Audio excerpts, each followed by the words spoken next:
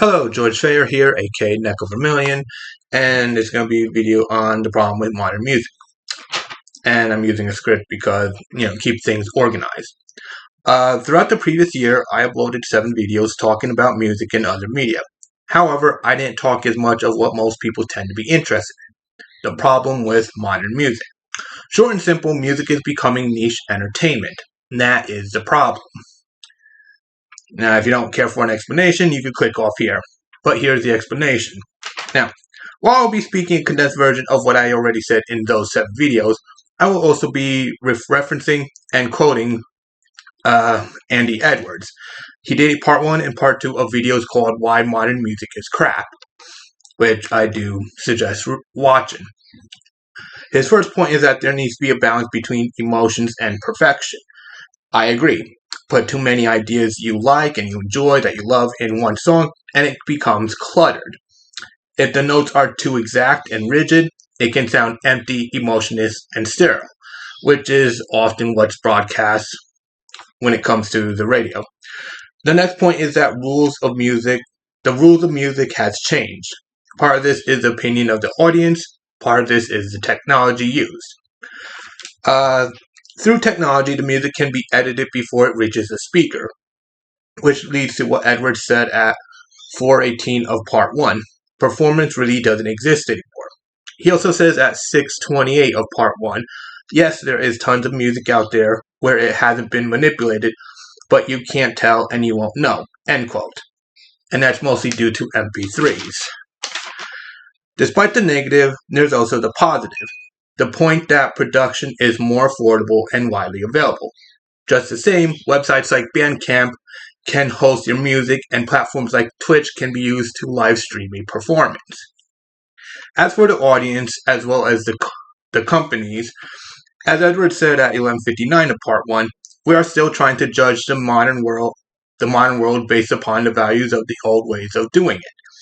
The old methods, values, and grading systems don't end quote. The old methods, values, and grading systems don't reflect in the modern system, especially since money can be made through paid subscriptions and similar modern methods, such as merchandising. Methods that are not reflected in presented sales figures. Yet people will still believe these sales figures present the quality and popularity of the music. Another quote is at 15:09 of part 1. Contemporary music is a tiny fraction of what people are listening to. End quote. This is where things get interesting. He uses Spotify to mention this. Older artists tend to do better than modern artists. Given what I see others say, the factors are as follows. The audience may favor the familiar and or those established by big companies like Disney and Warner. The modern audience may also just be skeptical of any new music outside of the established companies. The last 6 minutes or so of part 1 and the first few minutes of part 2 of Edward's videos have interesting points. My commentary and response is as follows. In the past, there were artists who were icons that define the music. Going by where I'm familiar with, the United States, USA had what should be considered typical for the American household. Music from Frank Sinatra, Ella Fitzgerald, Michael Jackson, and Cher. Along the way were others, from English bands like the Beatles and Black Sabbath, to Germans like Nina, Hispanic like Ricky Martin, and so many more. Apparently, other countries had a similar experience, not just with the local music being popular, but also foreign musicians, as well as other artists. Come 2002, things change. We were getting fewer icons. It's gotten to the point that we cannot say there is a modern icon for music. There are the well-known songs, like Somebody That I Used to Know, Rolling in the Deep, and Sign of the Times. Outside of those who perform those songs, what is or is not relevant to the audience is different from group to group. There is no singular audience, in other words. A divide that started in previous years due to growing interest in either foreign or what is referred to as underground music. Those with interest in these kinds of musics were losing interest in local broadcasts. It also didn't help that broadcasters would mostly market to those outside of these groups. Just the same, these communities rarely look outside their respective social circles for new music. One would think because of this, everyone enjoys all music by those who perform the three and whichever else looks or sounds good. Nothing can be further from the truth. Harry Styles, for example, does have his popular song, awards, and other music on radio.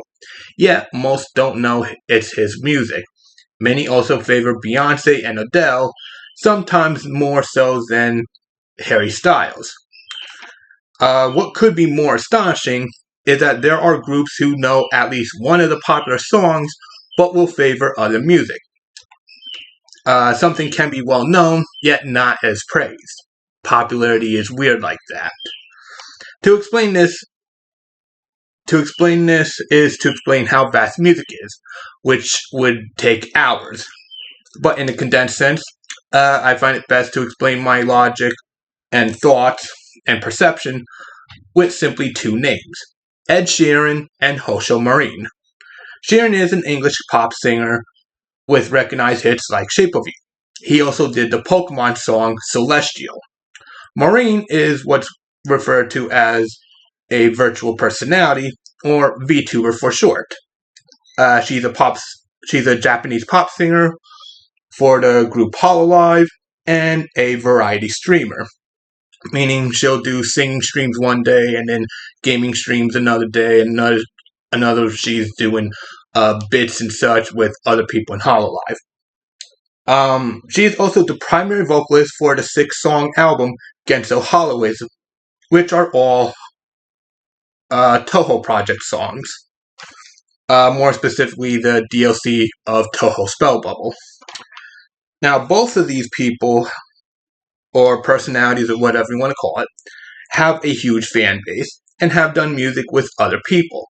Likewise, communities outside the typical that you'd expect of a music enjoying audience, such as anime gamers, those who call it anime gamers, tend to enjoy their music. Back to Andy Edwards in part 2. From 3 minutes are some interesting things to quote. Modern artists are different. They become a success through their ability to be media artists. This has its roots in popular music. When we see the advent of MTV in the 1980s, music shifts and it stops being about the music. It starts to being about the visual, the spectacle, end quote. Michael Jackson is provided as an example, which I agree with. As he said, Michael Jackson is a great example. Jackson adapted. He added he added an intricate choreography to his music. Dances for the music, and he also has his own movies. A lot of which is also apparent, especially which we could see with other artists, such as with media like Pink Floyd's The Wall. Focusing on animation, as an example, we also see videos for Money for Nothing, CGI, and various artists like Daft Punk and Gorillaz. And we have much the same today, especially with the previously mentioned VTubers, like those performing in Hololive. Side note, for those who don't know, Hololive does virtual streams, hologram shows, and animations. Hololive are not the only people who do this, seeing how groups like Shoujo exist, as well as independent people like Akuma Nimune, with the song Pizza in the Cosmos, as an example. Now, an argument can be made about theater, intricate dress pieces and set pieces, costumes and such. However, theater had barriers of entry for both performers and the audience. Barriers that slowly went away over time, from radio to TV, and finally the internet. As well as, of course, the whole thing with virtual reality. Much like what Edward said of accessibility and availability. Although it should be said that the visual is the draw, but most will leave if the music or personality can't retain attention. After all, there were people who drawn in by the weirdness of glam rock, but most will leave a glam rock band if the music sucks. As for recording labels, as Edward said, they are slow to act. Some companies do make an attempt to modernize, like Sony. Others, like Warner, do not, which can also create problems, at least for the artists. As quoted at 1046 of part 2, if you're interested in making creative music, the very structure that once existed is gone. And given everything that I've said previously in this video, this seems to be the truth. As for digital music versus analog music, Edwards does say that the file size is large, which is true. He also says digital is inferior, which can be argued against. However, what he's talking about are MP3s and similar compressed formats. Basically, the large data of audio has the wavelengths reduced, tones trimmed, and overtones either reduced or removed. As a result, the audio loses its quality, which is why so many will favor vinyl, live shows, and live streams, the latter of which requiring a proper bitrate and sound system. Last point to speak of are those who don't care. I find it varies from person to person. Some have conditions such as either musical anhedonia or amusia. Some become cynical or apathetic. And some just hear too much and become bored or aggravated. Latter of which can be due to other media, such as what Edward said of filler in advertising. The audio bombardment in a lot of the televised media can have a negative effect on the perception of sound. Now, there's a lot more I could say, but a lot of that will end up being redundant. Alright, sorry for the abrupt stop. I had figured that there's going to be a lot of people at the time of this recording who's never seen the first 7 videos. They might be curious in those 7 videos, the reason I did 7 because I go into even greater depth when it comes to the subjects I talked about within this video. Likewise, I also did talk about other things in those videos that I didn't mention in this video, such as the synth voice program Hatsune Miku and other Vocaloids like that. I do also have to say that I did make a lot of mistakes in those videos, which I do correct in a later video. Such as how I've said Verse is Sony's VTuber project when Verse is not. Just misinformation there that I had come across, and yeah, so there's that. Also, I had failed to make mention. I also make other mistakes, like I'll say menu management instead of menu navigation, as well as the fact that I failed to mention that when it comes to there's 2 songs. Lives of Providence, I failed to mention that instrumentation such is done by someone named of C Fade. I don't know how to pronounce that name. I'll have that at a screen image up there. And also same with Magic Circuit, who worked with 2 members of V Shoujo for the song Virtual Realities. There's also other things like how there are gamers who are interested in music. Obviously, I talked about that when I brought up the whole thing with Toho Project. Seeing how there's a lot of people who love the games, love the music, and decide to do their own interpretations of that.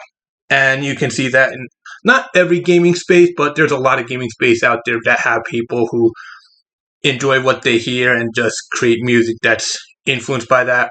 And the same is seen when it comes to like anime fans and the like. Of course, I go into talk about that as well in the 7 videos. So I'm just going to throw that out there. I don't think there's anything else I need to say. So with all that said, I am George, aka Neck of Vermilion, and I thank you for watching.